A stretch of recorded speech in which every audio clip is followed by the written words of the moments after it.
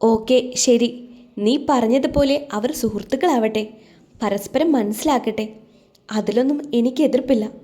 പക്ഷേ എനിക്കൊരു കാര്യം ചോദിക്കാനുണ്ട്. എന്താണെന്നുള്ള രീതിയിൽ സംശയത്തോടെ അവൾ അവനെ നോക്കി. എന്തുകൊണ്ട് വിവേക്? എന്തുകൊണ്ട് മറ്റാരെങ്കിലും നമുക്ക് നോക്കിക്കൂടാ? അതിന് രണ്ട് കാര്യങ്ങളാണ് എനിക്ക് മുന്നിലുള്ളത്. ഒന്ന്, വിച്ചുവേട്ടനും ഇതേ സാഹചര്യത്തിലൂടെ കടന്നുപോയ ഒരാളാണ്. അതുകൊണ്ട് തന്നെ ദേവിയെ മറ്റാരേക്കാളും നന്നായി മനസ്സിലാക്കാൻ സാധിക്കും. ദർശൻ ഒരു ഞെട്ടലോടെ അഭിരാമിയെ നോക്കി. ഇതുപോലെ തന്നെയുള്ള സാഹചര്യത്തിലൂടെ കടന്നുപോയതാണെന്ന് വെച്ചാൽ? ദർശേട്ടൻ ചോദിച്ചില്ലേ കുടുംബമായിട്ട് ഞാൻ എങ്ങനെയാ പരിചയപ്പെട്ടതെന്ന്? ലതാമ്മ വഴിയാ ഞാൻ ആ കുടുംബത്തെ പരിചയപ്പെട്ടത്. 4-5 മാസം മുമ്പ് അമ്മ എൻ്റെ ജാതകവുമായി ഏതോ ജ്യോത്സ്യരെ പോയി കണ്ടിരുന്നു. എന്തൊക്കെയോ ദോഷങ്ങളുണ്ടെന്നും അത് മാറാനായി എല്ലാ ചൊവ്വാഴ്ചയും വെള്ളിയാഴ്ചയും കുന്നുംപുറത്ത് അമ്മയ്ക്ക് നാരങ്ങാ വിളക്ക് കത്തിക്കണമെന്നും അദ്ദേഹം പറഞ്ഞു. അമ്മ ഇതിനെക്കുറിച്ച് പറഞ്ഞിരുന്നുവെങ്കിലും ആദ്യം ഒന്നും ഞാൻ അത്ര കാര്യമാക്കിയില്ല. പിന്നീട് അമ്മയുടെ ശല്യം സഹിക്കാൻ വയ്യാതെ ആയപ്പോൾ ഞാൻ നേർച്ച ചെയ്യാൻ തുടങ്ങി.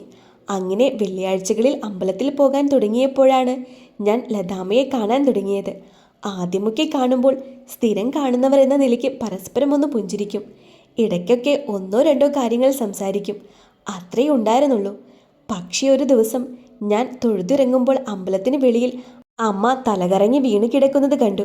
അവിടെ തൊഴാൻ വന്ന ഒരാളുടെ സഹായത്തോടു കൂടി അയാളുടെ കാറിൽ ഞാൻ അമ്മയെ ആശുപത്രിയിൽ എത്തിച്ചു. അയാൾക്ക് അത്യാവശ്യമുണ്ടായിരുന്നത് കൊണ്ട് അയാൾ അപ്പോൾ തന്നെ പോയി. അമ്മയുടെ വീട്ടിൽ നിന്ന് ആരെങ്കിലും വരുന്നത് വരെ ഞാൻ കാത്തിരിക്കാൻ തീരുമാനിച്ചു. അന്നാണ് ഞാൻ ആദ്യമായി വിച്ചുവേട്ടനെ കാണുന്നതും പരിചയപ്പെടുന്നതും. അമ്മയെ സഹായിച്ചതിനുള്ള നന്ദി കൊണ്ടാണോ എന്നറിയില്ല, ഒരുപാട് സ്നേഹത്തോടു കൂടിയാണ് എന്നോട് പെരുമാറിയത്. എനിക്ക് ഒരുപാട് ഇഷ്ടമായ ആളെ.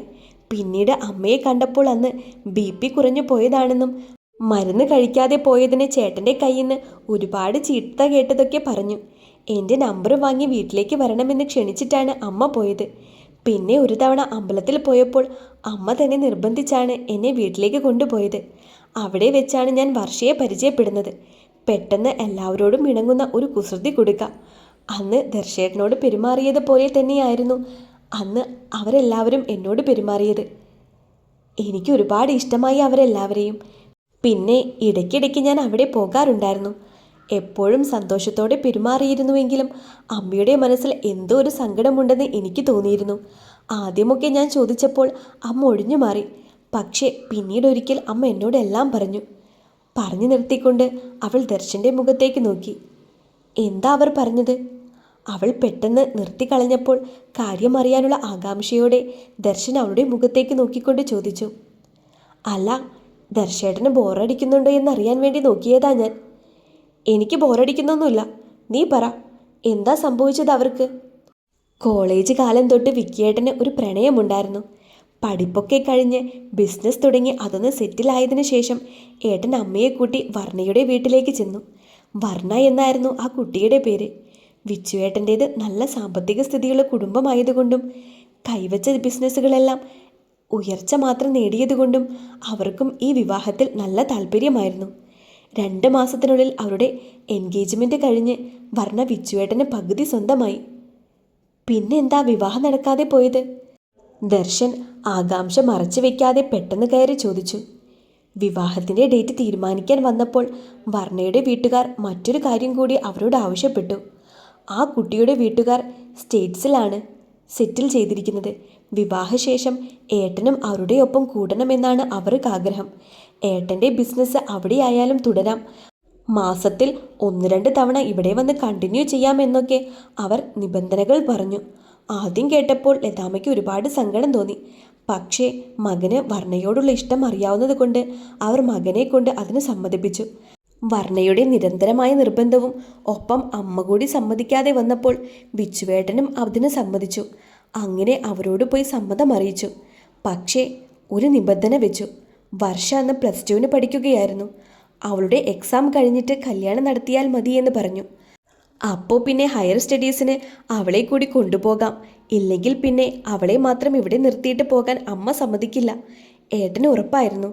ഏട്ടനും അമ്മയും എല്ലാം കരുതിയത് കുടുംബത്തോടെ അവിടെ പോയി സെറ്റിലാവാനായിരുന്നു. പക്ഷേ വർണ്ണയുടെ വീട്ടുകാർ ഉദ്ദേശിച്ചത് വിച്ചുവേട്ടൻ മാത്രം അവരോടൊപ്പം വരുന്നതായിരുന്നു. അതുകൊണ്ട് തന്നെ അവർ അതിനെ എതിർത്തു. തൻ്റെ ചിലവിൽ തൻ്റെ കുടുംബത്തെ താൻ അവിടെ കൊണ്ടുപോയി താമസിപ്പിക്കുന്നതിന് വർണ്ണയുടെ അച്ഛൻ എന്താ ഇത്ര എതിർപ്പ് എന്ന് അവരോട് ചോദിച്ചു. പക്ഷേ വർണ്ണയ്ക്ക് ഏട്ടനെ അവരുടെ മാത്രം സ്വന്തമായി വേണമായിരുന്നു. അതിനുവേണ്ടി അവളാണ് അവിടെ വീട്ടുകാരെ കൊണ്ട് അങ്ങനെയൊക്കെ പറയിപ്പിച്ചത്. ഏട്ടനാവുന്ന രീതിയിൽ എല്ലാം വർണ്ണയോടും വീട്ടുകാരോടും പറഞ്ഞ് മനസ്സിലാക്കാൻ ശ്രമിച്ചു. അവർ അമ്പിനും വില്ലിനും അടുത്തില്ല.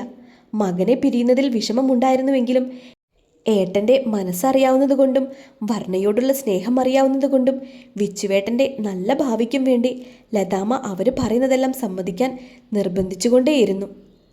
അഭിരാമി ഒന്ന് നിർത്തിയിട്ട് ദർശൻ്റെ മുഖത്ത് നോക്കി ചോദിച്ചു, ദർശേട്ടനായിരുന്നു ആ സ്ഥാനത്തെങ്കിൽ എന്ത് ചെയ്യുമായിരുന്നു? ആ എൻഗേജ്മെൻ്റ് റിങ് എടുത്ത് അവളുടെ മുഖത്തേക്കെറിഞ്ഞ് പോടി പുല്ലേ എന്ന് പറയുമായിരുന്നു. അഭിരാമി തെളിച്ചമുള്ളൊരു പുഞ്ചിരി സമ്മാനിച്ചു അവന്. അത് തന്നെയാ ഏട്ടനും ചെയ്തത്. 6-7 വർഷം സ്നേഹിച്ച കാമുകിയേക്കാളും നൊന്തു പ്രസവിച്ച അമ്മയ്ക്കും കൂടപ്പിറപ്പിനും കൂടുതൽ സ്ഥാനം നൽകി ജീവിതത്തിൽ. അവളുടെ ആ മറുപടി കേട്ട് അത്രയും നേരം മുറുകിയിരുന്ന ദർശൻ്റെ മുഖം ഒന്നയഞ്ഞു. വിവാഹം മുടങ്ങിയതറിഞ്ഞ് ലതാമ്മയുടെ ആങ്ങള വന്ന് വിച്ചുവേട്ടനെ കണ്ടിരുന്നു. അമ്മയെയും വർഷമോളെയും അമ്മാവൻ നോക്കിക്കോളാമെന്ന് വാക്കു കൊടുത്തിരുന്നു. പക്ഷേ ഏട്ടൻ സമ്മതിച്ചില്ല. അമ്മയെയും സഹോദരിയെയും തന്നെ ഏൽപ്പിച്ചാണ് അച്ഛൻ പോയതെന്നും അവരെ മറന്ന് തനിക്കൊരു ജീവിതം വേണ്ടെന്നും ഏട്ടൻ കട്ടായം പറഞ്ഞു. ഏട്ടൻ്റെ ഭാഗത്ത് ന്യായമുണ്ടായിരുന്നതുകൊണ്ട് അമ്മാവൻ കൂടുതൽ നിർബന്ധിക്കാൻ നിന്നില്ല.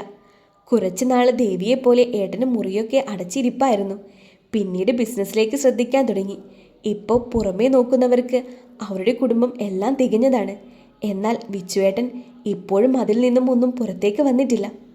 പക്ഷേ അയാളെ കണ്ടിട്ട് എനിക്ക് അങ്ങനെ വലിയ സങ്കടമുള്ളതുപോലെയൊന്നും തോന്നിയില്ലല്ലോ. ഒരുപക്ഷെ അയാൾ അതൊക്കെ മറന്നിട്ടുണ്ടാകും. എല്ലാം നിനക്ക് തോന്നുന്നതാവും. അല്ല, ലതാമ്മയുടെയും വർഷയുടെയും സന്തോഷത്തിന് വേണ്ടി എല്ലാം മറന്നതായി അഭിനയിക്കുന്നു. അവർക്ക് മുന്നിൽ ഒന്നും നടന്നിട്ടില്ലാത്തതുപോലെ ജീവിക്കുന്നു. അവർക്കും അറിയാം അവർക്ക് വേണ്ടിയിട്ടാണ് വിച്ചുവേട്ടൻ സന്തോഷം കാണിക്കുന്നതെന്ന്. അതാ ഞാനും പറഞ്ഞത്. ദേവിയും ഇപ്പോൾ ചെയ്യുന്നത് ഇതൊക്കെ തന്നെയാണ്. നാളെ നിങ്ങളുടെയൊക്കെ സന്തോഷത്തിന് വേണ്ടി അവളും ഏട്ടനെ പോലെ എല്ലാവരുടെയും മുന്നിലും സന്തോഷമുള്ളതായി കാണിക്കും. പക്ഷെ മനസ്സുകൊണ്ട് അവൾ ഒരുപാട് കരയുന്നുണ്ടാകും. അങ്ങനെയൊന്നും നടക്കാതിരിക്കാൻ വേണ്ടിയിട്ടാണ് ഞാൻ ശ്രമിക്കുന്നത്. അതിനുവേണ്ടി ആദ്യം ഞാൻ അവരെ തമ്മിൽ പരിചയപ്പെടുത്തും. പിന്നെ അവർ സുഹൃത്തുക്കളാവട്ടെ. ബാക്കിയൊക്കെ നമുക്ക് നോക്കാന്നേ. അല്ല, ഇനി രണ്ടാമത്തെ കാര്യം എന്താ? എന്തോന്നാ? ദർശൻ ചോദിച്ചപ്പോൾ ഒന്നും മനസ്സിലാവാത്തതുപോലെ അഭിരാമി തിരിച്ചവനോട് ചോദിച്ചു. അല്ല, വിവേകിനെ തന്നെ തിരഞ്ഞെടുത്തതിൽ 2 കാരണങ്ങളുണ്ടെന്നല്ലേ നീ പറഞ്ഞത്? അതിൽ രണ്ടാമത്തെ കാരണം എന്താണെന്നാ ഞാൻ ചോദിച്ചത്. ഓ, ഇങ്ങനെ ഞാൻ ഇന്ന് ഒരു നീണ്ട കഥ പറഞ്ഞ് എല്ലാ കാര്യങ്ങളും ഞാൻ പറഞ്ഞ് മനസ്സിലാക്കി കൊടുത്തു. എന്നിട്ടിപ്പോൾ രണ്ടാമത്തെ കാര്യം അറിയണം, അഭിരാമി മനസ്സിൽ പറഞ്ഞു. അതൊക്കെ പറയാൻ ഇനിയും സമയമുണ്ടല്ലോ. ആദ്യം അവരെ നമുക്കൊന്ന് കണ്ടുമുട്ടിപ്പിക്കാനൊക്കെ ഒരു അവസരമുണ്ടാക്കി കൊടുക്കാം. പോരാ, രണ്ടാമത്തെ കാര്യം എനിക്കറിയണം. ഇതെൻ്റെ പെങ്ങളുടെ ജീവിതമാണ്. എല്ലാ കാര്യങ്ങളും നോക്കി എല്ലാം കൊണ്ടും നല്ലതാണെന്ന് ഉറപ്പായതിനു ശേഷം മാത്രമേ ഞാനിത് പ്രൊസീഡ് ചെയ്യൂ. ഇനിയും അവളുടെ ജീവിതം വെച്ച് ഒരു പരീക്ഷണം നടത്താൻ എനിക്കാവില്ല. അതിന് രണ്ടാമത്തെ കാരണം അവരുടെ ജീവിതവുമായിട്ട് ഒരു ബന്ധവുമില്ല. എൻ്റെ പേഴ്സണൽ കാര്യമാണ്. നിൻ്റെ എന്ത് കാര്യം? എൻ്റെ വാശി.